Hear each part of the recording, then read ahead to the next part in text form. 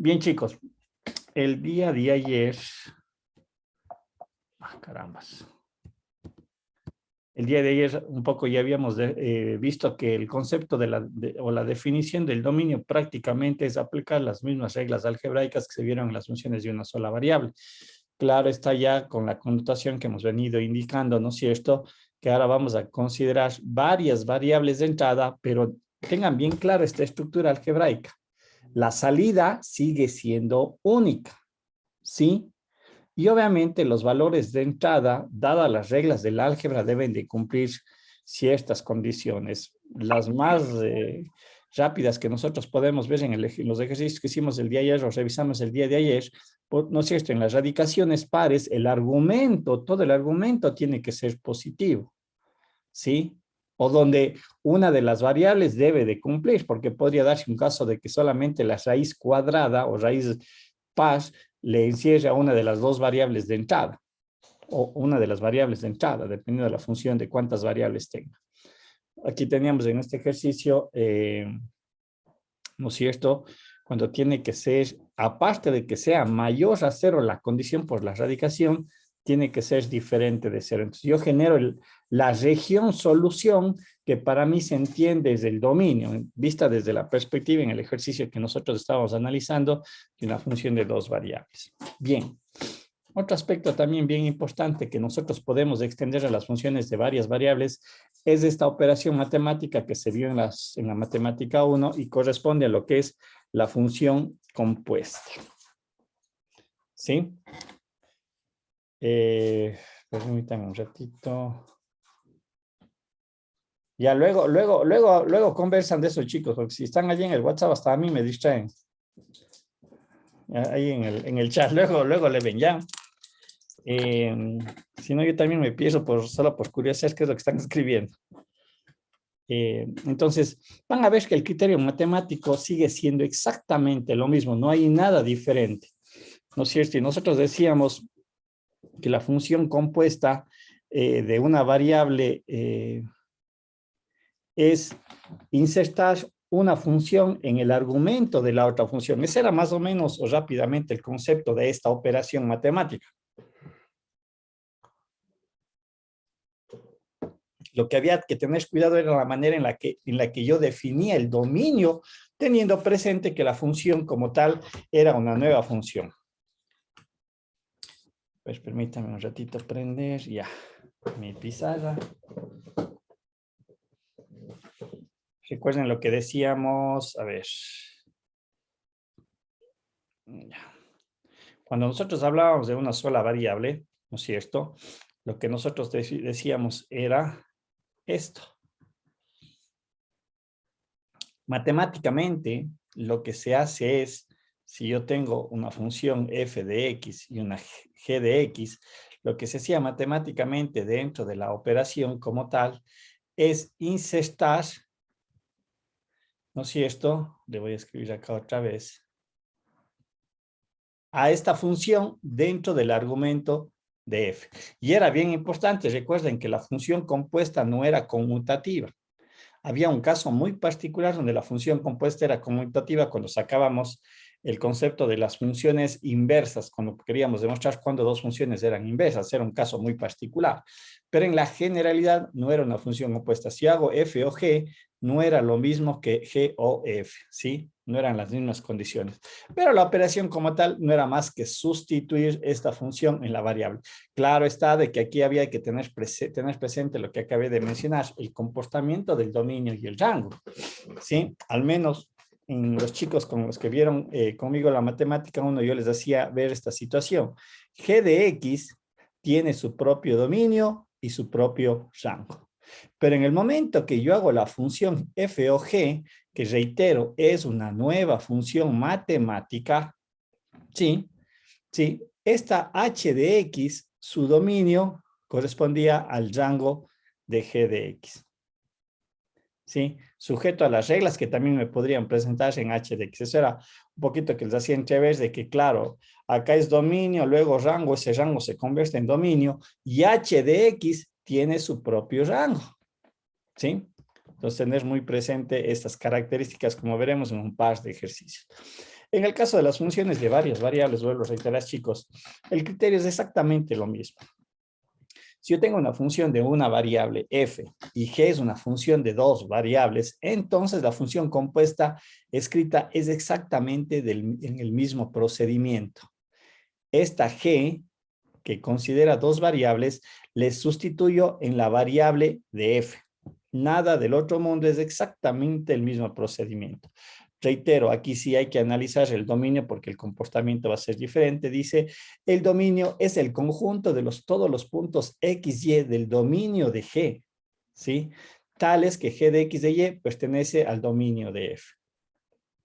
Lo que mencionábamos hace un momento, lo que aquí se constituye en dominio y este tendrá su rango. Recuerden que habíamos visto en las funciones de varias variables, igualmente tenemos dominio y rango, ¿sí? Ese rango se constituye en el nuevo dominio de f.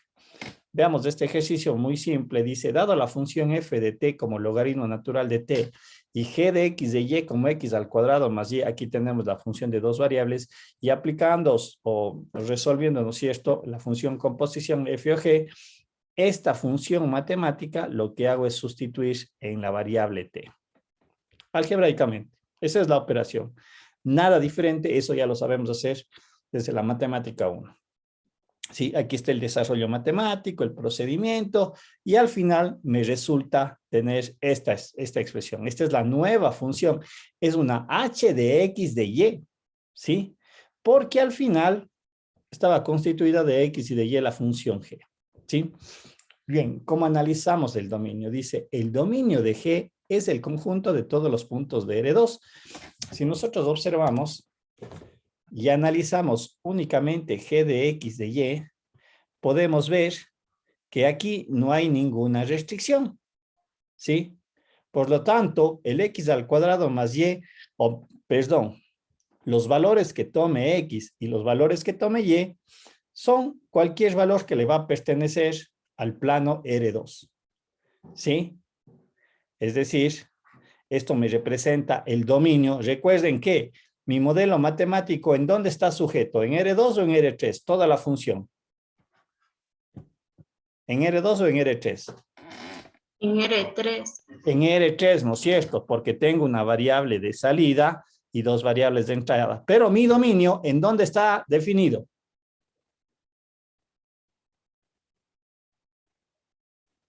En R2. ¿No es cierto? En R2. Y lo mismo sucede acá.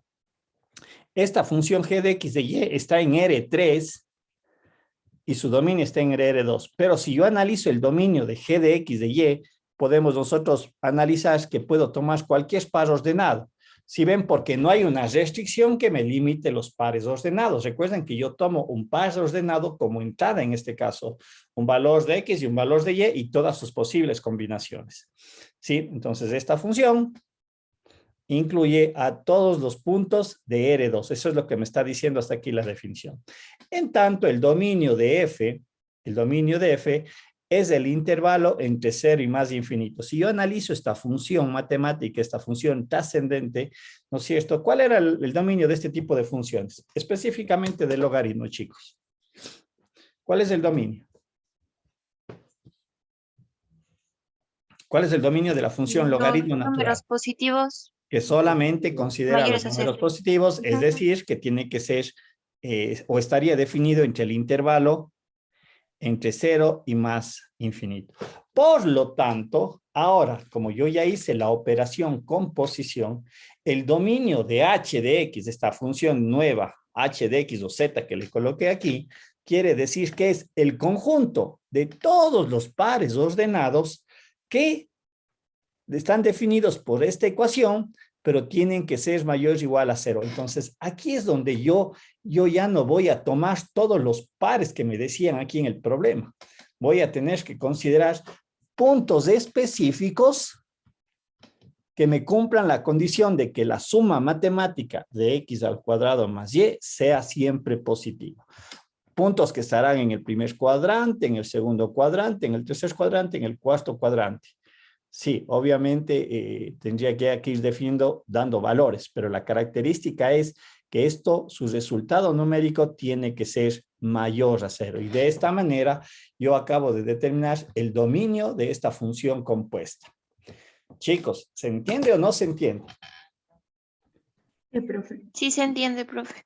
Sí, entonces tener bien presente eso y ir haciendo las características, las combinaciones, bueno, de funciones trascendentes. Recuerden que las funciones trascendentes nosotros marcamos, hablaré un poco en ese sentido, que se marcaron ciertas características de dominio y de rango, ¿sí? Por lo tanto,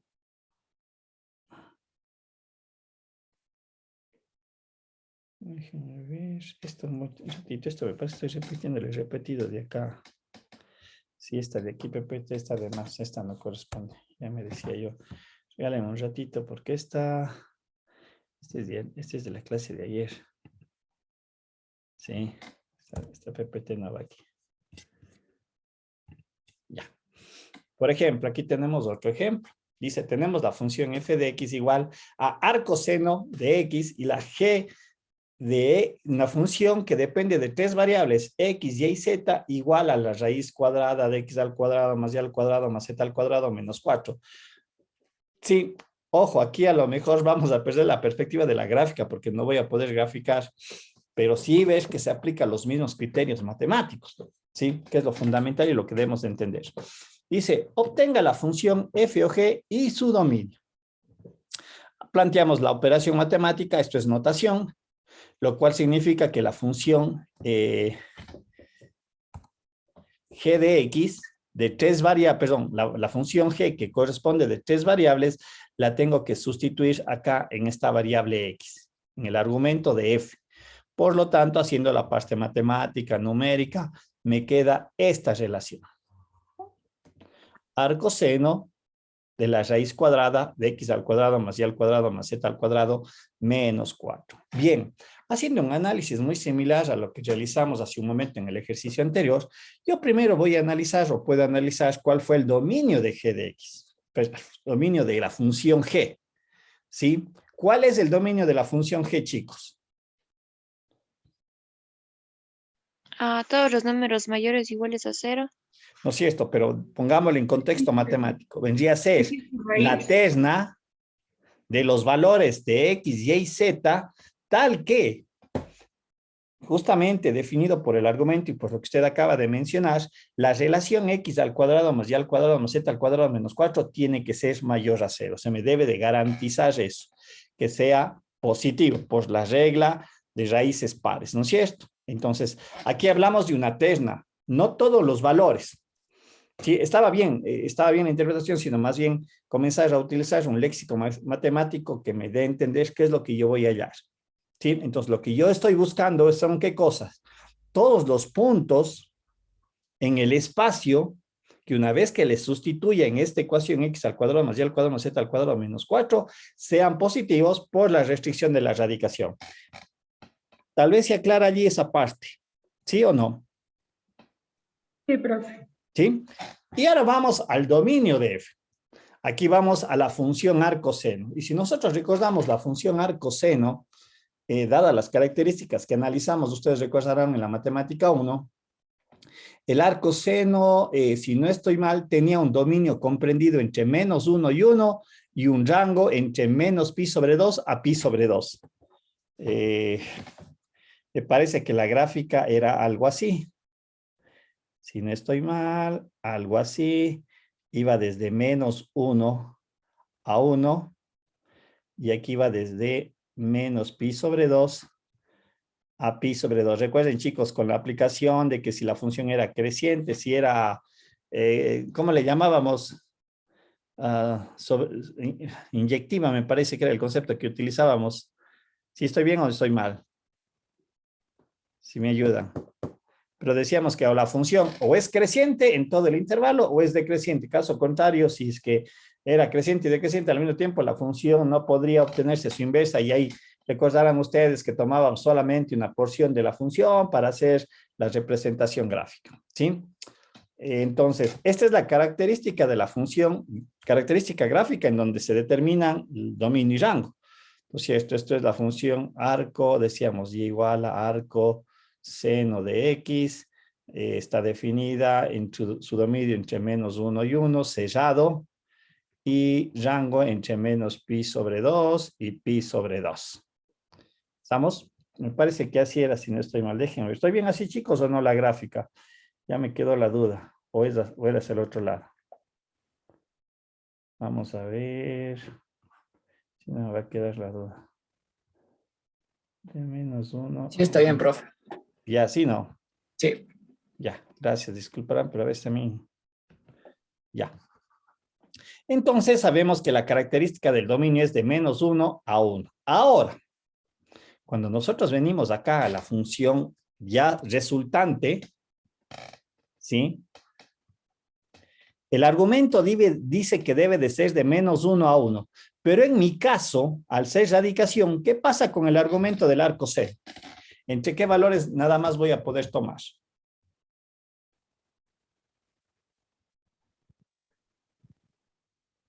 0 a 1. Entre 0 y 1, correcto. Porque obviamente esta radicación,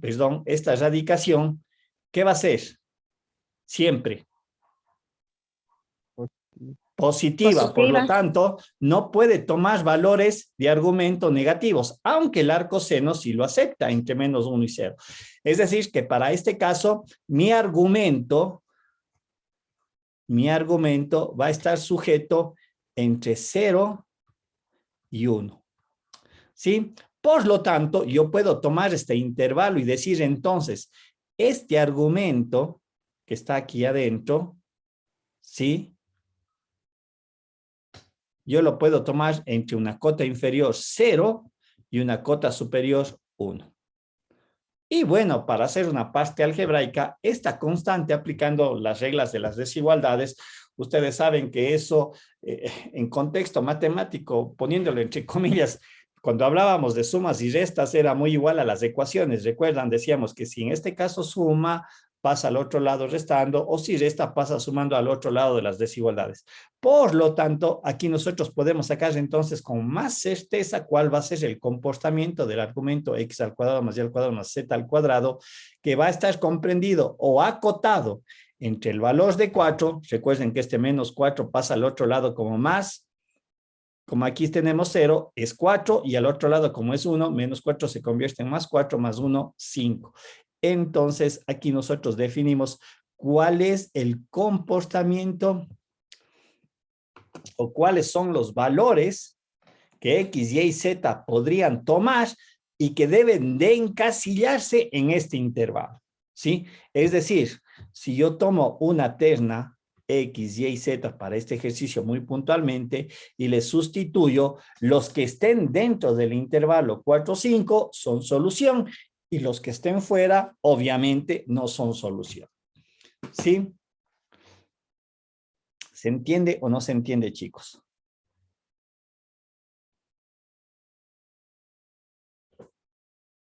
Sí Chicos, se entiende, profe. ¿sí?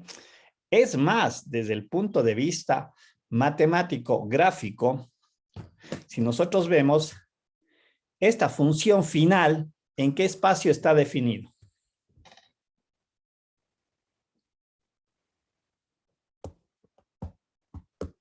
¿En qué espacio está definido? ¿Quién me dice? R4. En R4, correcto, porque tengo 3 variables de entrada más la variable de salida, quiere decir que esto tenemos en R4. Sabemos que gráficamente no la podemos representar a todo el modelo matemático, ¿sí? Sin embargo, si nosotros hacemos el análisis del siguiente, el dominio, ¿en dónde estaría contenido? En R3. En R3, correcto, porque el dominio abarca las 3 variables. Y si yo observo esta ecuación matemática, y esta es la parte interesante, yo digo, de la matemática como tal, porque tengo que identificar si estos modelos matemáticos, ustedes a lo mejor lo vieron en el colegio, no sé si en matemática 1 lo analizamos, chicos, no me queda un poco suelta esa idea, pero la forma matemática x al cuadrado más y al cuadrado más z al cuadrado igual a r al cuadrado, ¿qué me representa esto? ¿Qué figura es?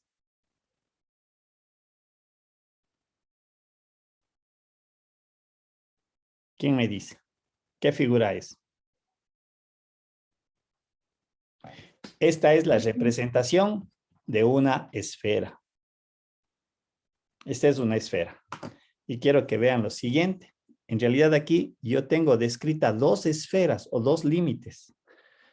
Un ratito le voy a utilizar el GeoGebra para que vean ustedes lo siguiente. En el espacio voy a abrir una nueva. Esta esfera es la que yo tengo. X al cuadrado más Y al cuadrado. Perdón, no creo que se está viendo el GeoGebra, ¿no?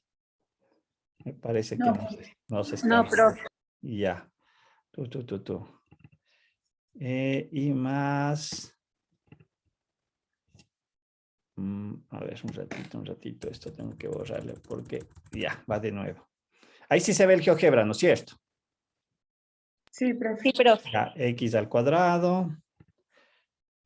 Perdón. Más Y al cuadrado. Más Z al cuadrado. Esto dice que es igual a la raíz de 5. Ahí está la esfera.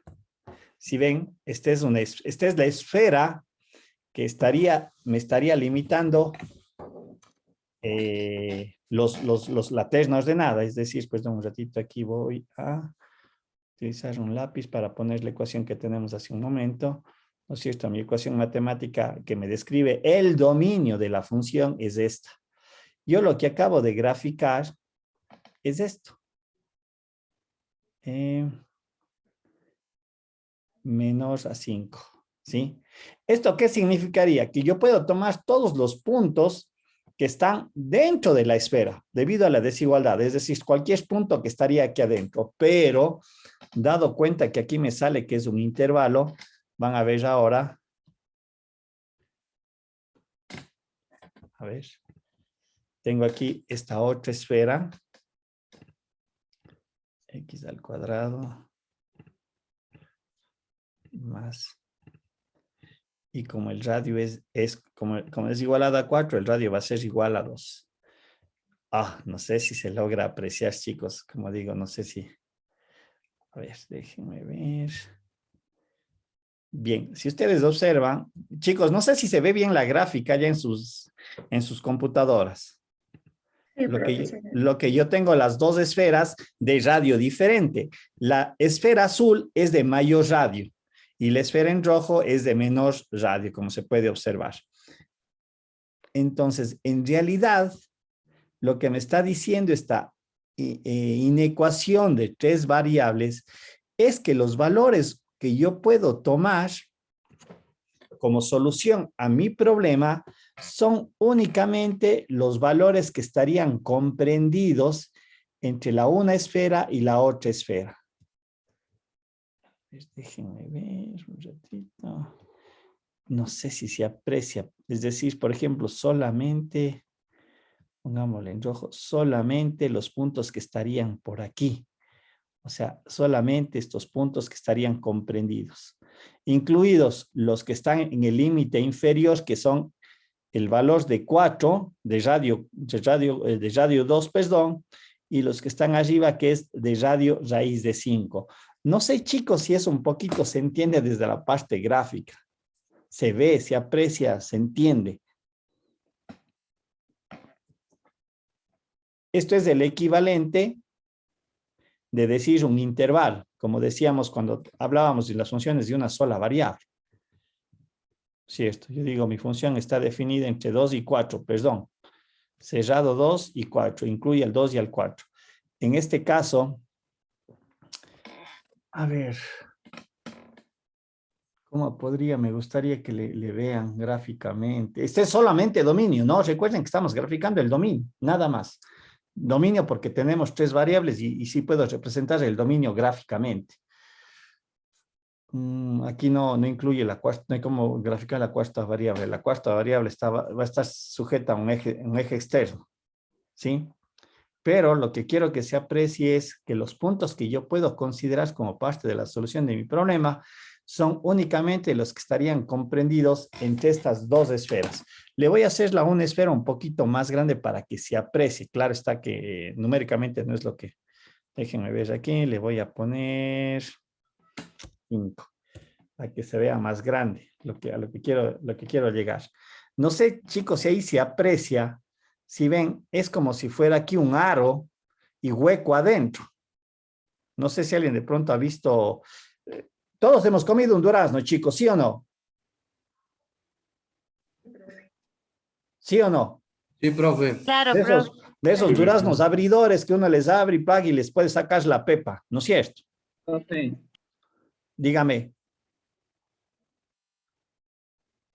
¿Alguien me iba a decir algo? ¿O era así, profe? era así, profe. Ya, entonces, hagan la cuenta de que si yo tengo ese durazno y le abro y le saco la pepa, ¿no es cierto? Me quedaría hueco adentro, ¿sí? Entonces, solamente la pulpa del durazno, ahí están contenidos los puntos que vendrían a ser la solución de mi problema. Tal vez se entendió esa parte, chicos, no sé si eso ayuda un poquito, trato de encontrar Sí, algo profe. Ahí sí, profe. que de alguna manera creo que todos lo hemos visto, ¿no es cierto? Entonces, obviamente yo puedo tomar, perdón, mi solución o mis tesna solución son los puntos que están contenidos aquí. Los que están afuera no, tampoco los que están aquí adentro, en esa cavidad hueca que queda en definitivo, ¿sí? Es un poquito para que le vayan entendiendo, insisto, en este caso pudimos graficar para poder interpretar, pero hay que entender entonces la relación que me define el dominio y obviamente el rango, reiterando lo que ya hemos venido indicando anteriormente. Recordar que la entrada puede ser n variables y reitero, chicos, por enésima vez, la salida es única, un único valor. Aquí tenemos, yo doy valores de x, y, z, la terna, hago el cálculo matemático, la raíz arcoseno y la salida es w. Pare de contar, ¿sí? Bien.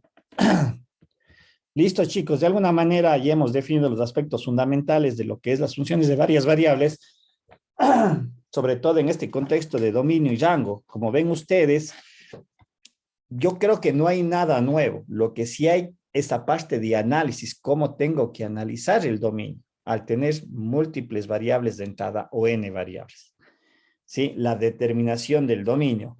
Cuando hablábamos de una sola variable, la recta numérica, cuando hablamos de una variable de una función de dos variables de entrada, hablamos del plano cartesiano, ¿no es cierto?, para poder representar el dominio.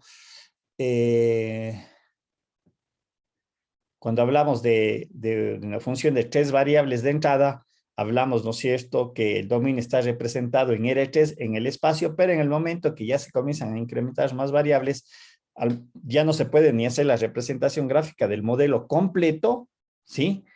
¿Sí?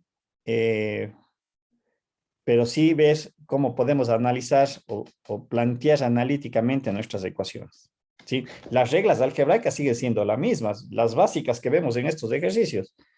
Radicales, radicaciones pares, argumento positivo. División para hacer los valores, el argumento tiene que ser diferente de cero. Funciones trascendentes, como vimos en el caso de las formas logarítmicas, de las funciones seno, de la función coseno, arcosenos, las funciones inversas, ¿sí? Las funciones exponenciales, cuáles son las características que se tienen. Es únicamente lo que nosotros debemos de analizar e ir combinando. Y obviamente plantear, en este caso, las condiciones de dominio y de rango, ¿sí? Bien, otro aspecto bien importante que vamos a ver que es el numeral 3 es la representación gráfica y obviamente el concepto de las curvas de nivel. Esto segundo, muy importante porque creo que ya les había mencionado, es una herramienta que se utiliza bastante en las ciencias económicas, las curvas de nivel. En algunas otras asignaturas volverán a utilizar estos criterios, pero hay que entender qué significa y gráficamente cómo están expresados, ¿sí? Y qué incidencia tienen entre las variables de entrada, ¿sí? Bien, la representación gráfica, ¿no es cierto?, cumple la intención de exteriorizar los conceptos, ver cómo se comporta gráficamente la función. Reitero, tenemos nuestro limitante por el número de variables, ¿sí? lo que acabo de mencionar, ¿no es cierto? La representación gráfica de funciones de varias variables desde el aspecto geométrico está limitado. Únicamente nosotros podemos representar un modelo matemático hasta R3, en donde se incluye la salida y dos variables de entrada. Sí, la gráfica, ¿no es cierto? Es de lo que nosotros hemos visto en la matemática 1, ¿no es cierto? Es la asociación entre lo que es la entrada y la salida, y la plasmamos, y se plasma esta relación, ¿no es cierto? En una representación gráfica. Aquí algo muy simple, ¿no? Y igual a f de x, donde se define el dominio es del subconjunto de R, teniendo presente que si bien el modelo está en R2, reiterando, sabemos que el dominio está contenido en R. Y el dominio es un conjunto de R. Creo que eso ya quedó clarísimo, ¿no es cierto? Que así sea a lo largo de una recta numérica, la región en el espacio en n dimensiones, el dominio es una parte o un subconjunto de R. Del R que corresponde. Si nosotros hablamos que el dominio está en una R2, se supone que este dominio es un subconjunto de R2. Aquí estamos hablando de una región, ¿sí? Porque recuerden que son pares ordenados. Nosotros lo que hacíamos es asignar una curva en el plano XY, se representaba los pares ordenados, porque al fin y al cabo lo que yo grafico son los diferentes pares ordenados en Y igual a f de x, ¿no es cierto? Y obviamente uniendo lo básico, uniendo los puntos, me daba la representación gráfica de una función. Obviamente aquí nosotros podemos expresar la variable independiente o la variable de entrada, la variable x que siempre hemos venido nosotros manejando, y obviamente la variable de salida a través de la representación de Y. Eso ya comienza a ser subjetivo, chicos. Más adelante ustedes van a utilizar variables con subíndices, pero el criterio matemático sigue siendo el mismo. Ya nos vamos a olvidar de alguna manera de este famoso X, porque es algo que venimos estereotipados del colegio. La variable X es la independiente, es X independiente y no hay forma de cambiar esa letra. La variable de entrada puede ser cualquiera, ¿sí? Bien, entonces nosotros aquí tenemos, ¿no es cierto?, esta aplicación, ¿no es cierto?, que corresponde a todos los pares ordenados x de f de x, tal que x pertenece al dominio. De esta manera nosotros hacemos la representación gráfica de f. Es todos los pares ordenados. Entrada, salida, dominio, rango. ¿Cómo están condicionados? Recuerden que el rango únicamente existe si existe dominio. El rango no puede existir si no hay dominio. En el caso de las funciones de dos variables de la forma z igual a f de x, y, la función está definida en un dominio de, ¿no es cierto?, en un dominio en donde se va a considerar un sistema de tres ejes. Salida y las dos entradas. Y aquí hablamos nosotros de la representación en el espacio. Pero claro está lo que hemos venido haciendo en los ejercicios anteriores. Nosotros hemos determinado los pares ordenados que pertenecen al dominio a través de las relaciones matemáticas que fueron descritas anteriormente. En este caso, por ejemplo, este es el par ordenado que me describe los pares que son parte del dominio, sujetos, ¿no es cierto?, a esta condición matemática, dada la relación final que obtuvimos de la función. Pero es lo que nosotros vamos encontrando. Y su imagen se resulta, ¿no es cierto?, de evaluar estos pares ordenados en el modelo matemático f de x, y nos da como resultado una sola salida z. Pero lo que nosotros construimos conceptualmente es exactamente lo mismo. Lo que decíamos aquí, la gráfica es los pares ordenados f de x. En el caso de acá, también es exactamente lo mismo. Ustedes recordarán cuando hablábamos de este punto P. Me parece que eso estaba por acá, de ese famoso punto P, me parece que era aquí, o más por aquí, me parece que era. ¿Dónde está ese punto P? Ya, aquí es. Decíamos que una función, recuerden esta partecita que habíamos visto anteriormente, decía una función de n variables, es un conjunto de pares ordenados de la forma, un poco generalizando, ¿de qué? Del punto P y de la salida W, pero P me representaba el número de variables que estaban, número de variables de entrada de la función. ¿Sí? Poquito recordando eso, es lo que nosotros estamos colocando aquí. Pero claro, mi punto P, que es lo que considera el dominio, en mi caso de funciones dos variables, es el par ordenado X y Y. Y obviamente lo que yo genero aquí es una terna. Esto es lo que me genera la parte gráfica en una función de dos variables. En una función de dos variables es un par ordenado. Entrada, salida. Terna, dos entradas, una única salida. Por lo tanto, lo que yo estoy graficando son los diferentes puntos que estoy representando en el espacio. Y si uno todos esos puntos, en realidad lo que yo represento gráficamente es una superficie. En el caso anterior era es una curva, perdón, no es una recta, es una curva. En el caso de acá, lo que yo genero es una superficie. ¿Sí? Y obviamente contextualizando en base a lo anterior, entonces la gráfica de una función es la terna ordenada x, y, f de x y y, dos entradas, una salida, que pertenecen a R3, obvio que pertenecen a R3 porque es en la representación gráfica donde nosotros vamos a tener, ¿no es cierto? Tal que X y Y pertenecen al dominio, que es un conjunto de R sub 2. Aquí está, perdón, justamente, aquí está X y Y. Este me representa el R2.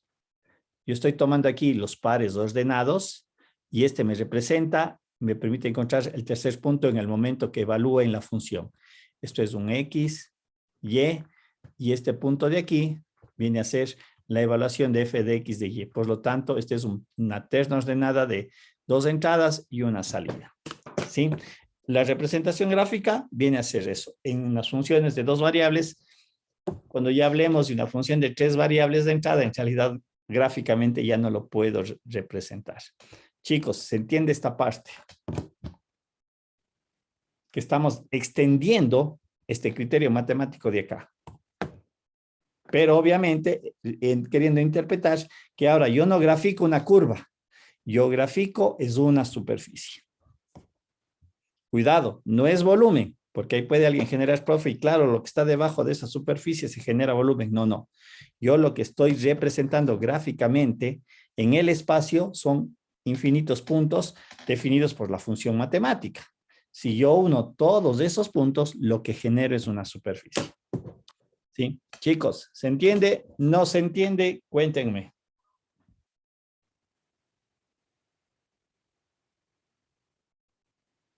Chicos, déjenme ver si estoy conectado. Cuéntenme. Vuelvo a repetir, Sí, no sí se pasa entiende, nada. profe. ¿Mande? Sí se entiende.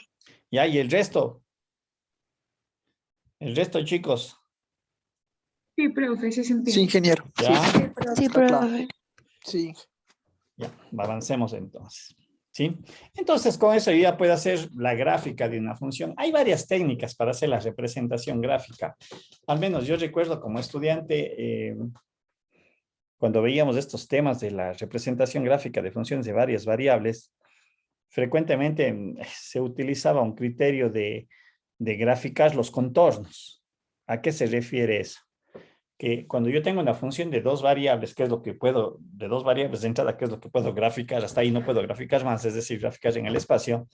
Frecuentemente se hacía que una de las variables de entrada valga 0. ¿Sí?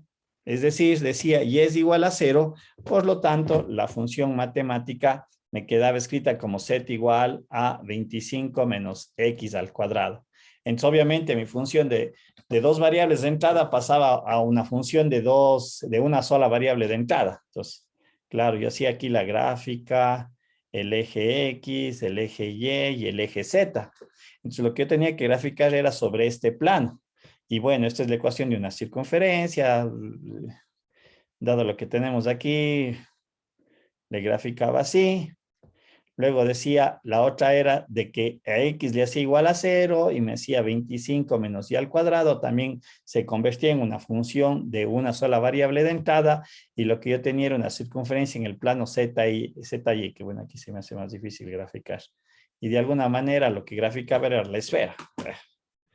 Permítame un ratito, ¿a qué me refiero con él? Voy a hacerle en el GeoGebra para que se vea mejor porque aquí, a ver, ya les comparto el GeoGebra. Era una manera de hacer la gráfica. Déjenme ver, GeoGebra, ¿dónde está? Aquí está. ¿Sí? Entonces, por ejemplo, el ejemplo que tenía ahí me decía z es igual a la raíz de 25 menos x al cuadrado. Entonces, esto es lo que yo graficaba. Perdón. Eso es lo que yo graficaba. ¿Sí ven? Prácticamente. Esto es lo que yo graficaba. ¿Sí? En este caso, graficaba solamente la semicircunferencia positiva. Recuerden que aquí solamente va a tomar valores positivos. Estoy graficando una semicircunferencia. Entonces, esa era la primera parte que así es. Si le veo de frente, estoy graficando esto. Voy a tratar de poner, casi. Eso. Esto me representa el eje X y esto el eje Y. Y graficaba el contorno, a eso me refería. El contorno de la función. Y cuando hacía otra, z es igual, le voy a hacer a la raíz de 25 menos y al cuadrado. Era la otra, como ustedes pueden observar aquí. ¿Sí? Y, insisto, solamente graficaba los contornos, mucho cuidado, no esa forma cilíndrica que se me genera, solamente el contorno, la semicircunferencia. Pero claro está, en el momento que hago la gráfica de toda la función matemática, que es lo que me interesa, ¿no es cierto? Ahí la cosa cambia, así vendría a ser 25 menos x al cuadrado menos y al cuadrado. ¿Sí? Perdón. Y al cuadrado. Ahí está la gráfica. En este caso, esta es una ecuación de una semiesfera nada más. Porque únicamente me está graficando una parte de la esfera, debido a la forma matemática.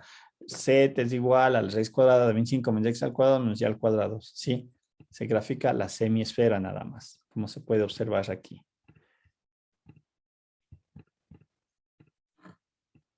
Algo se ve mejor allí. ¿Sí? Como digo, ya son un poquito cuestiones de cómo hacer la gráfica. Yo ya considero que aquí nosotros, para ciertos casos, vamos a poder utilizar el GeoGebra. ¿Sí? No, ya son las herramientas para utilizar y no hay que perder mucho tiempo en eso. ¿Sí? Como ven, aquí está la esfera que me representa a través de esta ecuación, semiesfera, perdón, que me representa a través de esta ecuación. Y si ustedes ven, es muy similar a lo que veíamos en las ecuaciones de una sola variable cuando analizábamos de esta forma la ecuación de la circunferencia, chicos. Si yo le pongo el signo negativo aquí, ¿qué me va a graficar en esta ecuación? Si le pongo el signo negativo adelante. ¿Quién me dice? ¿Qué me graficaría?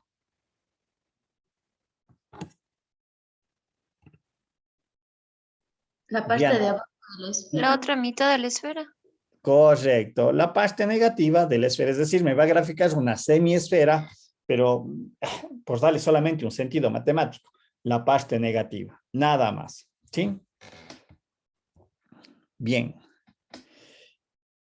Como digo, esa es la representación gráfica.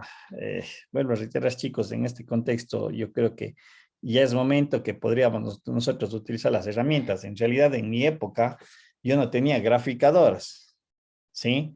Nosotros todo esto teníamos que hacer con la calculadora, papel y lápiz y obviamente identificar las formas matemáticas, porque un poco de eso se trata. Aquí prácticamente se observa hasta que esta ecuación es una semiesfera. En mi mente y es una semiesfera cuyo origen está en el centro del sistema de coordenadas, bla, bla, bla, bla. Es cosas que era en mi época. En la actualidad, ustedes disponen de graficadoras, el GeoGebra como tal, como herramienta. En el Google también se puede graficar utilizando la función plot. ¿No es cierto? Se pone allí y se les grafica automáticamente. Y en calculadoras un poquito más avanzadas también lo pueden hacer, ¿sí? Entonces, son herramientas que hay que saberlas utilizar de manera adecuada. ¿Estamos? Bien. Sin embargo, algo bien importante es la definición de las curvas de nivel. Y esto sí ya es una interpretación muy importante y sobre todo muy útil. Como digo, que ustedes lo van a analizar y si es verdad se aplica en varias áreas de conocimiento. Yo he visto que en las ciencias económicas se debe de tener bien claro, inclusive cuando veamos el concepto de la optimización, ¿sí? Van a ver que allí volveremos prácticamente a tener una idea matemática de lo que son las curvas de nivel. ¿Qué es lo que estamos haciendo? Bien, el método útil conocido como las curvas de nivel sobre una función de dos variables, ojo, van a ver que también estas curvas de nivel pueden ser de interpretación cuando tenemos n variables. Gráficamente no lo puedo hacer, pero sí le puedo interpretar que hay una curva de nivel. ¿Qué vamos a considerar aquí? Tengo mi función z igual a f de x de y, y lo que vamos a hacer a continuación es asignarle un valor de z igual a k. ¿Sí? Lo cual nosotros vamos a hacer es generar la ecuación, o vamos a generar, a ver, vendría a ser, no me quiero equivocar. Nosotros en el momento que damos a z un valor de k, lo que estamos es generando es un plano paralelo a x y y. Ya vamos a ver en una gráfica utilizando a través del GeoGebra para entenderlo.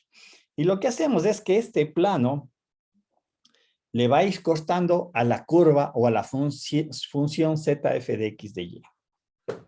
¿Sí? Hagamos esta idea, chicos, a ver, como digo, yo siempre utilizo las frutas para poder tratar de interpretar. Si yo coloco una manzana sobre una mesa, la mesa para mí es el plano X y Y, ¿sí? Y entenderíamos que si yo saco una recta perpendicular a la mesa, esa recta va a ser la altura Z. Entonces, por eso digo, imaginémonos lo siguiente. Yo voy entonces a hacer lo siguiente, con un cuchillo y de manera paralela a la mesa, le corto a la manzana. ¿No es cierto? Si yo les retiro el corte que le hice a la manzana, ¿qué es lo que voy a ver, chicos? ¿Quién me dice? ¿Qué voy a observar?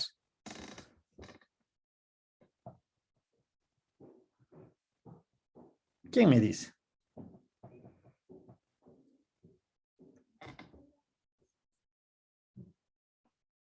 ¿Quién me puede dar una idea o me puede decir, profe, esto se va a ver, esto no se va a ver? ¿Puedes repetir la pregunta, profe? Ya, yo dije, consideremos, voy a hacerle aquí la parte gráfica, a ver, quiero así asentarle la idea aquí.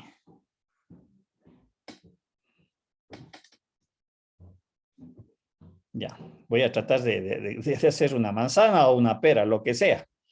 A ver, déjenme ver si me cae bien o no una manzana o una pera. Algo así. Supongamos que le tenemos así la manzana. Ya. Algo así. Lo que yo les decía, chicos, este plano X y Y me representa la mesa. Y obviamente esta recta perpendicular me representa Z, la salida. Lo que yo acabo de mencionar, digo, muy bien, voy a coger un cuchillo. Y lo que voy a hacer a continuación es cortar la manzana. Pero ¿con qué característica? Que el cuchillo siempre lo voy a mantener paralelo a la mesa en el momento que haga el corte. ¿Sí? Creo que todos debemos haber visto, por lo menos a nuestra mamá que hizo una tosta, cuando le va a hacer el relleno, le coge el cuchillo y, ¿no es cierto?, le va tratando que sea siempre paralelo a la mesa, o sea, para que el corte sea medio igual, sí o sí. Sí, profe. Entonces, ¿qué es lo que ustedes verían cuando yo haga eso? Y yo digo después, muy bien, le terminé de cortar a la manzana y quito el pedazo de arriba. El resto queda sobre la mesa. ¿Qué ven ustedes? ¿Qué verían? La circunferencia de la manzana. Ya, ¿no es cierto? Le voy a tratar de graficar aquí. Un ratito le voy a hacer más grueso. Oh, qué feo este, no me gustó. Un ratito, no quiero que se me borre ya. A ver. Este de aquí, este. Entonces, primero esto me quedaría sobre la mesa. Entonces, lo que nosotros vamos a ver va a ser esto. ¿No es cierto? Y obviamente a lo mejor aquí vamos a ver las pepitas, ¿no? De la manzana por el corte que hemos hecho. Entonces, ¿qué es lo que observamos nosotros, chicos? Vamos a ver el entorno blanco de la manzana, ¿no es cierto? Y también, ¿qué vamos a nosotros a observar? Obviamente mi manzana no estuvo pelada. ¿De qué color quieren que sea la manzana? ¿Verde o las verdes o las rojas? Roja. Roja. Roja. Entonces, ¿qué es lo que vamos a ver? Vamos a ver también este contorno rojo, ¿no es cierto? ¿Sí o no? ¿Sí o no? Sí, profe. Sí, profe. Ahora, ¿qué tal si hago exactamente el mismo? Voy a hacer ahora otro corte, pero le voy a hacer un poquito más abajo para sacar una tajada. Nuevamente, bajo el mismo concepto, voy a cortar con el cuchillo que esté siempre paralelo a la mesa. Entonces, ¿qué es lo que voy a tener ahora como resultado? Le voy a hacer verde para que se pueda diferenciar. Entonces, lo que yo voy a tener va a ser esto. Y voy a tener mi corte por acá. Así. También a lo mejor se van a ver ya las últimas pepitas. ¿Sí? Entonces, ¿qué es lo que vamos a ver nuevamente? La pulpa, pero vamos a ver nuevamente el filo de la manzana, ¿no es cierto? Que bueno, en este caso, digo, ahora le transformé en un filo verde. Eso es lo que yo veo viéndole desde arriba. ¿Sí? Si yo me paro encima del corte, lo que voy a ver va a ser la pulpa blanca, pero voy a ver apenas el filito rojo de la manzana. ¿Sí? Pero ¿qué es lo que nosotros vamos a ver si le veo en esta dirección? Sea así o de esta manera. Y aquí voy a ponerle una de las dos formas que podría yo ver el programa, porque va a ser exactamente lo mismo. Déjenme ver.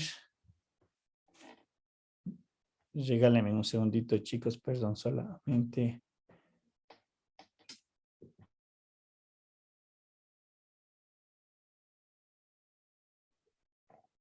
A ver, lo que quiero decir ahora es qué pasa cuando yo me pongo a la altura del coste de la manzana. Ahora le voy a ver. Insisto, no me interesa si es que le veo desde en esta dirección o en esta otra dirección, pero gráficamente se entendería que lo que yo voy a ver es algo así. Disculparán lo chueco de la gráfica. Así. ¿No es cierto? Entonces, claro está, mi manzana era vista así, era esta la manzana. Le estoy viendo de lado. Esta era mi manzana. Entonces, cuando le hice el primer corte, entonces aquí sí ya le voy a hacer, le hice el primer corte, dije muy bien, el primer corte fue este. Entonces le voy a ver aquí una recta, ¿sí? Y le voy a ver esto.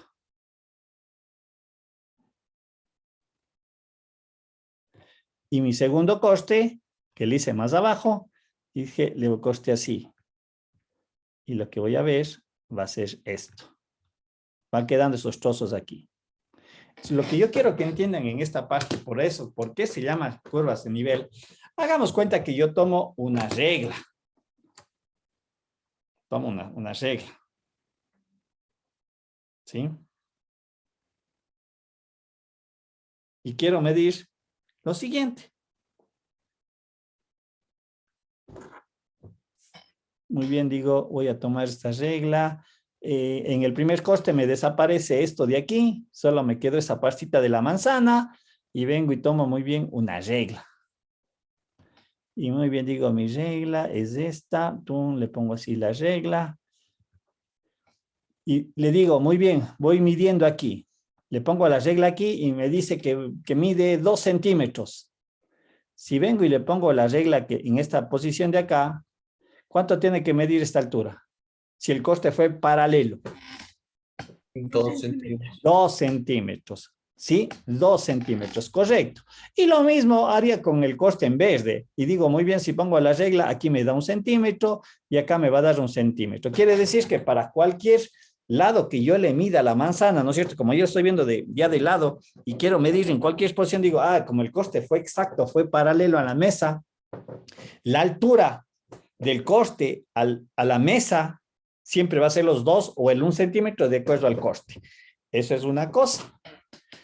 Y la otra gráfica que yo también voy a observar, la voy a utilizar ahora, la que vería desde arriba. Ojo, este puede ser el plano XZ o puede ser el plano YZ, porque lo que yo decía hace un momento, o le veo desde este lado o le veo desde este otro lado, pero el resultado es exactamente lo mismo. Ahora voy a tomar la vista desde arriba. Y visto desde arriba, muy bien, disculparán, lo que yo voy a ver es esto. Aquí sí voy a usar un grafiquito un poquito más. A ver. ¿No es cierto? Esta vendría a ser el primer corte. Debe haberle puesto en rojo. Ya nada, ya no le puse en rojo. A ver, pongámoslo en rojo para identificar. Delete. ¿Por qué no se me borra? No, dale cuidado. Casi borro todo ahí, sí. Ya. Entonces, este es el primer corte. Un poquito para que me coincida. ¿Sí? Y el segundo corte que también lo hice es este de acá. Ah, caramba. A ver, este más o menos es el segundo corte, un poquito más abierto. A ver. Más o menos. Algo así. ¿Sí? Bien. Pero obviamente al momento que yo le veo arriba, lo que yo estoy tratando es el plano X y Y. Cuando le veo desde arriba. ¿Sí? Eso es lo que yo estaría viéndole desde arriba. Entonces, lo que nosotros hemos visto y lo que acabamos de mencionar, cuando yo tengo una función z es igual a f de x de y, lo que yo estoy graficando aquí es una superficie. ¿Sí? Por lo tanto, lo que yo estaría graficando es, en realidad, ¿qué cosa? ¿La pulpa de la manzana o la cáscara de la manzana? ¿Qué estaría graficando yo con una función z? La pulpa. La pulpa. ¿Alguien tiene otra opinión?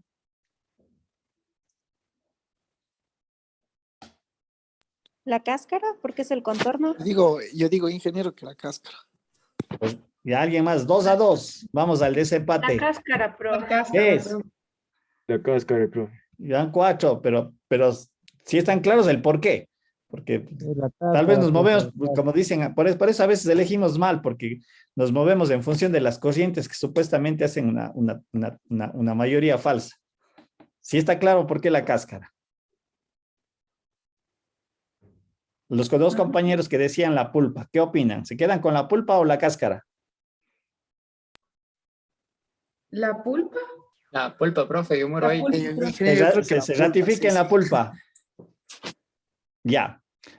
Bueno, sus compañeros de la cáscara en realidad tienen la razón, porque recuerden que si yo doy o tengo un modelo matemático, recuerden que yo doy un valor de X, borremos esto para poner otro colorcito. Yo doy un valor de X, qué tontera, es cuando me da coraje. Un ratito antes que no vaya a ser que se me borre, ya. Cuando yo doy un valor de X y un valor de Y, lo que yo estoy graficando, había mencionado, es esto. Un punto, y que obviamente si doy otro valor de X y otro valor de Y, yo grafico o represento otro punto, otro punto, otro punto y otro punto. Y efectivamente lo que yo voy a graficar es la cáscara de la manzana, para poner el ejemplo. No la pulpa, porque al final yo termino uniendo todos esos conjuntos, todos esos puntos como tal. Tal vez se les aclara eso, chicos, los que me decían la pulpa. Clarísimo, profe. ¿Sí? Sí, profe, claro. Claro, profe. Ya, entonces, efectivamente, eso es lo que yo estoy graficando. ¿Sí? Ya, y decíamos que esto me genera una superficie. Ahora, lo que nosotros decíamos, en el momento que yo comienzo a asignar una constante K a Z, lo que yo estoy es generando justamente son estos costes porque se mantienen constantes. En vez de yo de colocar z, que es una variable en función de x y de y, yo digo, muy bien, entonces aquí voy a colocar el valor de 2 es igual a f de x de y. Es el 2, no es la z. Pongámosle otra letra para que no nos equivoquemos, ¿no es cierto? Hagamos cuenta que aquí pongo 1. Si ven, acá tenía 3 variables, acá ¿cuántas variables tengo? 2. 2 variables. Y obviamente esta es una función matemática que la puedo representar en el plano. Justamente este valor de 1 es lo que acabo de mencionar. Es cuando yo mi cuchillo le pasé por aquí. Este es el plato con z igual a 1. Muy bien, dije, ahora le voy a hacer con el valor de 2. Bueno, ya no es la z, cuidado, ¿no?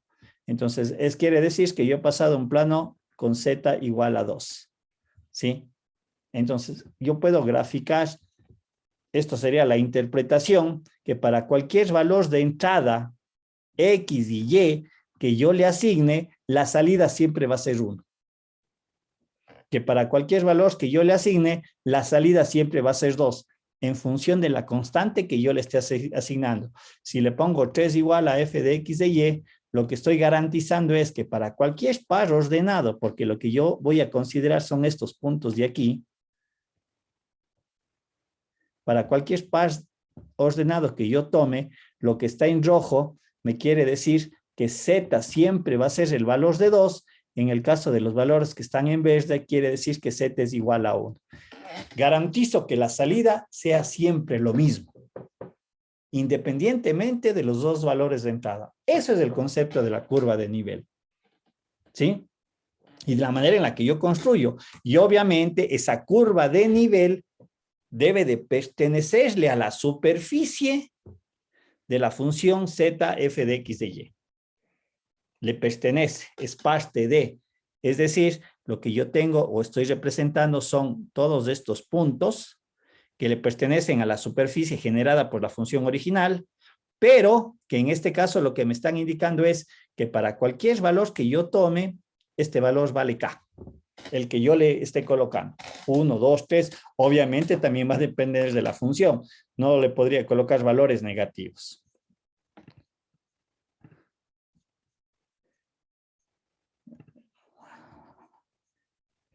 Un poquito aquí está justamente la gráfica. Si ven, y son esas trazas que también me pueden permitir hacer la representación gráfica de la superficie definida por z igual a f de x de y. ¿Sí? Por lo tanto, lo que yo voy haciendo son estos, no diré estos contornos, sino más bien las curvas de nivel o mapa de contornos, que más bien es el concepto que estaríamos definiendo. Con z es igual a 1, quiere decir que la altura vale siempre 1 independientemente de los puntos x y y que estén siendo considerados. Con z igual a 2, el mismo criterio, con z igual a 3, etcétera, etcétera, etcétera, etcétera. Chicos, ¿se entiende o no se entiende este concepto de las curvas de nivel que también me permiten hacer la representación gráfica de una función? Chicos. Sí se entiende, profe. Sí, profe. Sí, profe. Veámosle aquí rápidamente en el GeoGebra para ver la parte gráfica. Digo, eso siempre ayuda algo. ¿No es cierto? Dice que tenemos la función. Vamos a ver cuál era la función que está en el problema. Creo que no se está compartiendo el GeoGebra, ¿no es cierto? ¿O sí? Sí, se está, profe. Sí, ya, ok. Si no, déjenme ver cuál era el ejercicio que está un poquito planteado, x al cuadrado más y al cuadrado. Ya. Dice, tenemos este paraboloide. Z es igual a x al cuadrado más y al cuadrado. Este es este paraboloide, ¿no es cierto? Vamos a tratar de hacerle. Y si yo hago el siguiente plano, por ejemplo, le voy a colocar 1 es igual a x al cuadrado más y al cuadrado. Oh, no me da eso. Déjenme ver así mejor. Z es igual a 2. Ahí está. Y le voy a colocar como una variable más. A ver. A es igual a 1. Qué tontera. Es igual a. Es igual. Carambas. ¿Dónde está? Es que lo estoy utilizando acá la igual a 1. Déjenme ver. ¿Cómo le coloco una barra deslizadora? Mire, ¿cómo le colocaba? Tendríamos que hacer Z es igual a, vemos que letra no está siendo utilizada. Ahí, ya, ahí está. E es igual a 2. Ya, ahí está una barra deslizadora, eso es lo que quería hacer. Si ven entonces lo que yo acababa de mencionar, hagamos cuenta que esta paraboloide es la manzana, pero vuelvo a reiterar, la función solamente me debe de cubrir lo externo del paraboloide, no lo que estaría dentro del sólido como paraboloide para poder diferenciar, es decir, hay que tener presente que aquí es hueco, tal cual como se observa, no hay nada. Lo que yo estoy graficando es algo tan simple que podemos hacer en nuestra casa, cogen una hoja y ustedes hagan un cono. Entonces el cono, ¿qué es lo que ustedes ven? Solamente ven el contorno del cono, lo que está dentro es hueco. Yo puedo tener una ecuación matemática que me represente el cono, ¿sí? Entonces lo que voy a hacer aquí a continuación, obviamente también se restringe los valores de K. El valor de A me va a representar K. Entonces vean aquí qué es lo que sucede con el plano. L, ¿por qué no se me ve? Z. No sube el plano. L, qué raro. Déjenme ver un ratito también nuevamente. Coloquémosle en E. Ahí está, ahí está. No sé qué pasó. Si ven allí como el plano es como si yo estuviera haciendo varios cortes paralelos. Viéndole de perfil. Bueno, hacia abajo no puede ir porque no hay gráfica de la función. Déjenme un ratito aquí. Le voy a poner desde cero. Desde cero, porque hacia abajo no hay función, no está costando nada. Ahí sería más factible y ahí sí ya vamos. No sé si se alcanza a ver esta línea azul, cómo va subiendo. Entonces, era lo que decía yo de frente, cómo le vemos. Aquí se mantiene la altura, se va manteniendo la altura para todos esos valores. ¿Sí? Si le vemos desde arriba, si le vemos desde arriba, van a ver cómo se van generando estas circunferencias. Para este caso, ojo, para este ejercicio, son las curvas de nivel que lo que hacen es, lo que hace referencia es del coste del plano. El coste de la superficie de la función. El plano Z igual acá va costando y se generan estas múltiples curvas de nivel. Yo tenía una aplicación del GeoGebra, se me ha perdido, pero en donde se podría observar cómo se generaban las diferentes curvas de nivel. Ya le voy a revisar y ver si en la próxima clase les tengo preparado también aquí en el GeoGebra. ¿Sí? Entonces, esas son las curvas de nivel. A ver, voy a dejarle que se quede listo. Bien, entonces lo que yo mencionaba, chicos, ¿no? Déjenme ver si le puedo hacer un poquito más grande, no tanto para ese lado. A ver. A ver. A ver.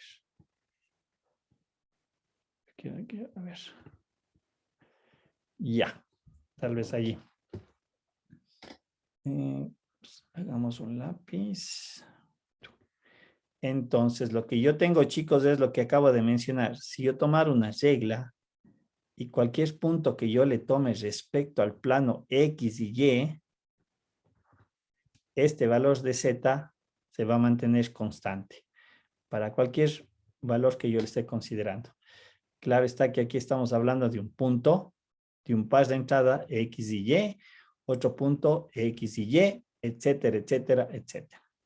Pero este valor se mantiene constante, ¿sí? Y lo que yo voy generando son las diferentes curvas de nivel que reiteraba hace un momento, me permiten también hacer la representación gráfica. ¿Sí? Ojo, esto es bien importante, sobre todo en ciertos modelos matemáticos en donde se trabaja con curvas de producción. Sí, por eso digo, es bien importante este concepto matemático dentro de las ciencias económicas. Yo he visto que le hacen en ciertas aplicaciones Y eso os indico, ya vamos a ver más adelante en los otros temas.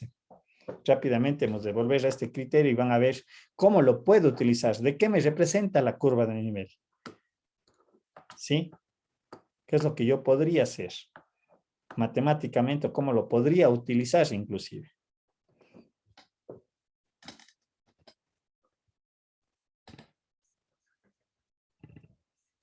¿Sí?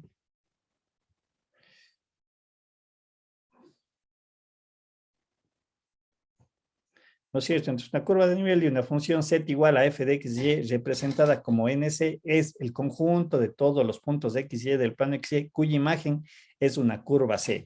¿A qué se refiere esa imagen? Esta es la curva que se mantiene constante. Para cualquier valor de entrada, esa curva toma el mismo valor. ¿Sí? Un poquito aquí tenemos entonces la curva de nivel, ¿no es cierto? Es el par ordenado x y y que pertenece al dominio, ¿no es cierto?, de f de x y y, que es igual a c. Esa es la curva de nivel, lo que acabamos de mencionar. Z vale 2, pero me genera una curva. ¿Qué curva? En un plano x y y desplazado del plano original a una altura z. Nada más, eso es lo que estamos representando. ¿Sí? Cuando se representa todas las curvas de nivel para los diferentes valores de C, se tiene el mapa de contornos como habíamos mencionado. Déjenme ver un ratito, chicos. Corregir esto porque después me olvido yo.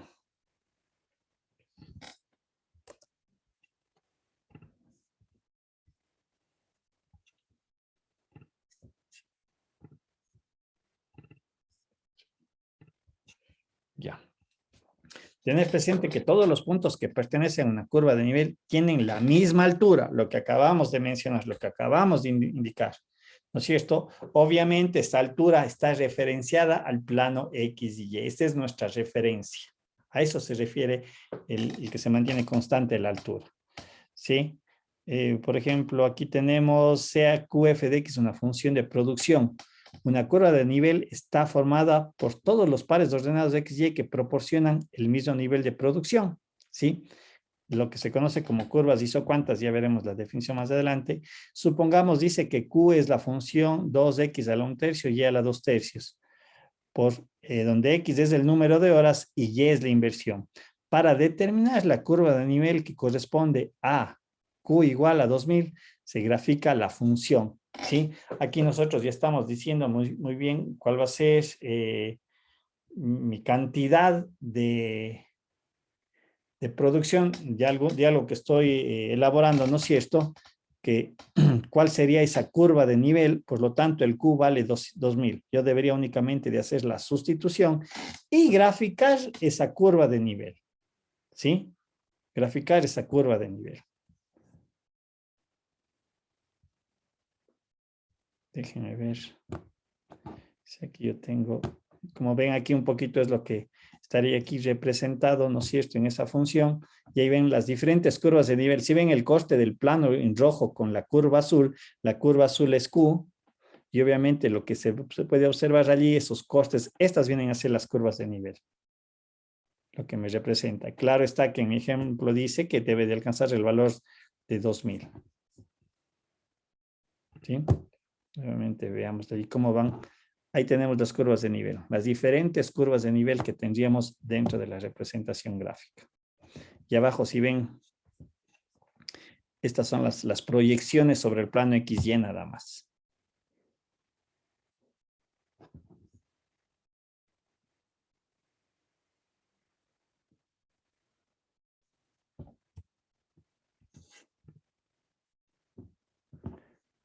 ¿Sí? Y aquí tenemos nosotros hecho la representación gráfica. Vamos a ver, aquí serían las proyecciones que tenemos sobre el plano X y Y. Aquí también déjenme ver. Si ven allí cómo se tienen son las proyecciones sobre, es como si estuviéramos viendo desde arriba. Y obviamente la sombra queda sobre el plano X y Y. ¿Sí? Este valor de A es el cual se va moviendo. Vamos a ver en 2000, ¿en dónde debería de ser? Aquí tenemos en A1000, mi problema debería de ser, ya me pasé. Dice 2000. Esta es la curva de nivel que yo debería de utilizar para este problema de acuerdo a las condiciones. Es el valor de A que yo le estoy dando. ¿Sí? Esta vendría a ser la curva de nivel para mi ejercicio, la que debería representar.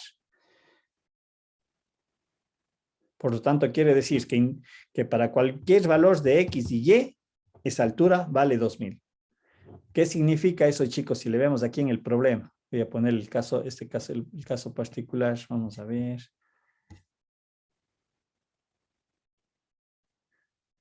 A ver, le voy a tomar el caso de 4100. ¿Qué significa, chicos, ya en las aplicaciones? En lo que ustedes podrían interpretar. Quiere decir que si yo tomo, ¿qué me representaba el X? El número de horas. Y Y me representaba la inversión. Quiere decir que si yo considero 1000 horas con una inversión de casi 3000, voy a obtener una producción de 2000. Pero si yo digo ahora voy a considerar 5000 horas, mi inversión va a ser menor, 1500, pero obtengo el mismo resultado. Entonces, obviamente eso me va a permitir tomar decisiones, o sea, por dónde, cómo me muevo en esta ecuación matemática, qué podría yo considerar. Ahí comienzan ya las aplicaciones. Sí, voy a trabajar más tiempo para que la inversión sea menor, o trabajo menos tiempo, pero voy a requerir una mayor cantidad de inversión. Figúrense, digo, muy bien, con 500 horas, para trabajar 500 horas yo necesito una inversión de 4000. Para obtener, ¿qué cosa? La misma cantidad de producción. ¿Sí? Entonces aquí ustedes ya pueden ir tomando decisiones cuál es lo más conveniente o lo más factible, o cuáles son las implicaciones que se pueden tener. ¿Me conviene tener una mayor cantidad de horas de producción? No lo sé, pero obviamente la inversión va a ser menor. ¿Sí? Entonces alguien puede decir, me voy a demorar más en mi proceso de producción, pero la inversión va a ser menor. Pero si a lo mejor la producción es de urgencia, ¿sí? Yo tengo que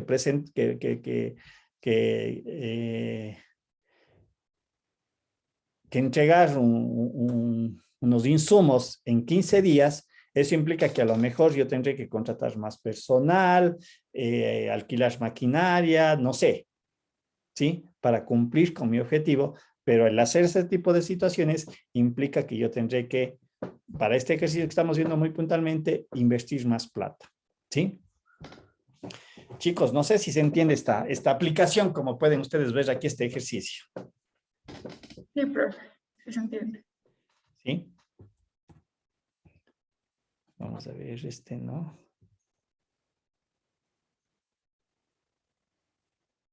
Bien, ¿no es cierto? Entonces aquí está mi curva, esta es mi curva de ya de los 2000, un poquito yo le amplié para que se pueda observar. Creo que aquí debía haber dicho el ejercicio que acabo de realizar, ¿no es cierto? Entonces nuevamente, este es X, esto es Y, horas de inversión, cómo están relacionadas, pero dependiendo de cómo se mueva X y cómo se mueva Y, ¿sí? De hecho, están a través de esta ecuación matemática, están relacionadas, porque si yo digo, muy bien, voy a utilizar 800 horas para cumplir mi meta de 2000, necesariamente yo voy a necesitar una inversión de 1180, más o menos aprox, creo que está por ahí. Sí, no es que esto es a discreción. Voy a poner 800 y mi inversión va a ser 600. No, no, no. Por eso está la curva, para que con esta curva yo pueda cumplir mi objetivo, ¿sí? Para determinar esas condiciones, ¿sí?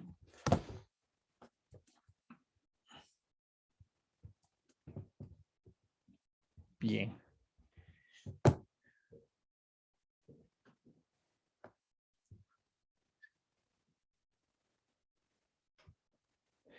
Bueno, dentro de las aplicaciones económicas del concepto de las curvas de nivel tienen o toman dos definiciones dependiendo de cómo las esté aplicando, ¿no es cierto? Aquí es justamente lo que por ahí apareció este concepto de las curvas isocuantas.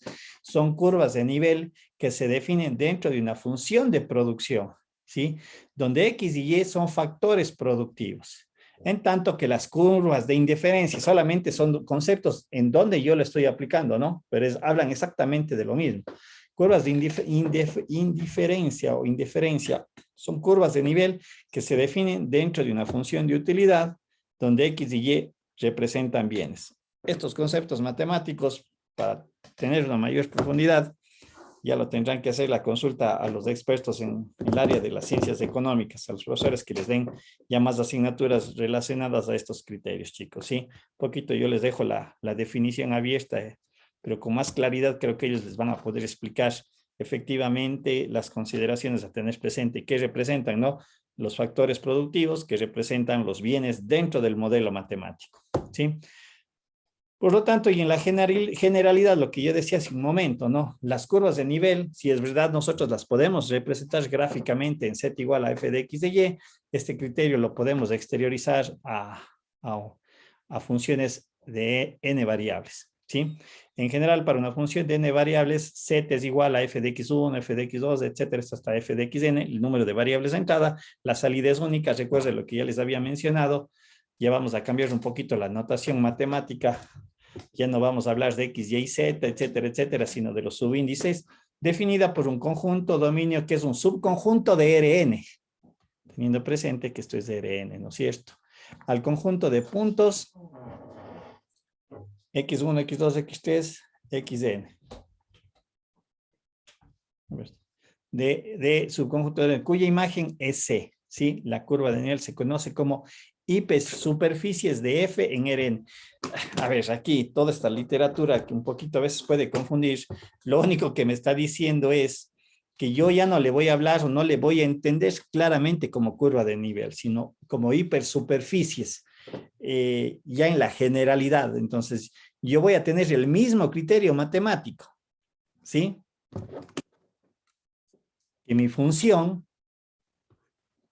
está igualada a una constante, lo cual implica para cualquier valor que tome, ¿no es cierto?, de las n variables, siempre la salida va a ser el valor de C, ¿sí? A eso se refiere de hipersuperficies y es la generalidad. Ya no hablamos de curvas, sino de superficies, bajo este nuevo criterio. Pero era lo que gráficamente por aquí teníamos descrito, ¿no? O lo que tenemos aquí gráficamente, las diferentes curvas de nivel. Estas eran las curvas de nivel, entendidas bajo este contexto de Z igual a f de X y Y. Pero el momento que comenzamos a tener más variables de entrada y obviamente mi modelo está en Rn, entonces a esto ya mentalmente para mí se generan unas superficies que no las puedo graficar, solamente les voy a interpretar, pero tienen el mismo concepto. Mucho cuidado. Igualado a una constante, para mi mente dice que para cualquier par ordenado, dada esa condición matemática, la salida siempre va a ser C. Lo que decíamos de la manzana. Si yo mido la manzana en cualquier altura de su contorno, se mantiene, la manzana va a mantener la misma altura respecto al plano X y Y. Obviamente, aquí hablamos de una referencia subjetiva, que no la puedo graficar, ¿sí? Pero que está ahí presente matemáticamente, ¿sí? Bien, aquí un poquito ya... Dice, en un sistema de R4 se generan las superficies de nivel bajo el mismo concepto de las curvas de nivel, donde W es esta función, y al asignar un valor a W igual a K, podemos describir la función que está aquí descrita.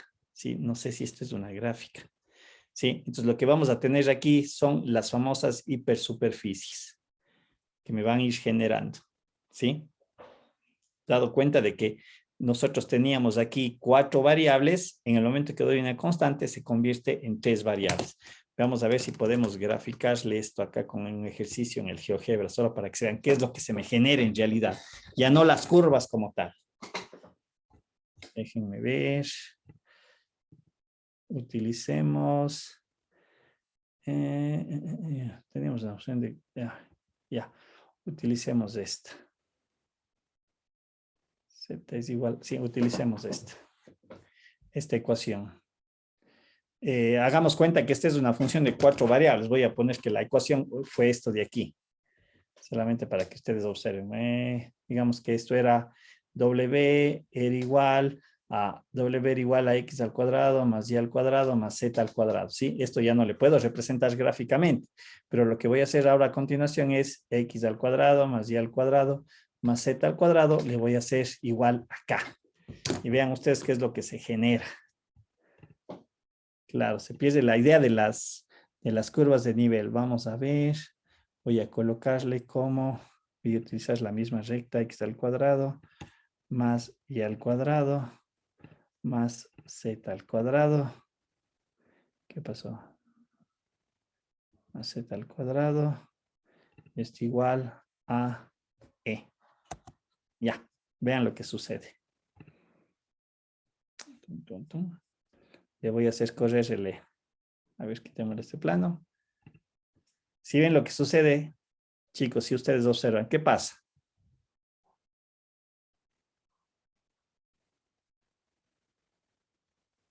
Se va reduciendo la esfera. Correcto. La esfera, claro, aquí ya no le podemos ver como curva de nivel. Para mí, esta es la curva de nivel. Este es el hiperplano que estamos refiriéndonos. ¿Sí? Si yo le paro a ver, déjenme ver un ratito, traigámosle para acá. Yo le paro en 3.2, quiere decir que para cualquier valor, a ver, hay que tener cuidado, ¿no? De que los pares ordenados deben de cumplir la ecuación para que me dé 3.2. Es decir, yo puedo condicionar a mi problema dándole un valor de X y un valor de Y. Por lo tanto, puedo calcular Z y digo, con Z me va a dar el valor de 3.2, el radio de la esfera. ¿Sí? Entonces, esto se me constituye mi curva de nivel, lo que hace un rato teníamos acá en la función que estábamos analizando. Claro, aquí es más fácil ver, si ven cómo, aquí se entiende más claro porque yo le decía, es un coste paralelo al eje X y Y, es como tener el cuchillo, ¿sí? Pero en ambos casos, aquí se ven las curvas de nivel, que es lo que yo estoy definiendo, pero en la esfera, que es una función de 4 variables, la esfera que se hace más grande o más pequeña, ese para mí es mi curva de nivel, las hipersuperficies, ¿sí? No sé, chicos, si esa partita se entiende, se visualiza o se le da ese sentido. Chicos. Sí, profe. Bueno, al menos de 24 alguien me dijo sí, se entiende. Eso es muy importante. Sí, ingeniero, Ya clarísimo. son 2.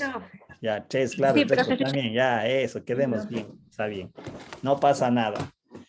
Listo, chicos. De esta manera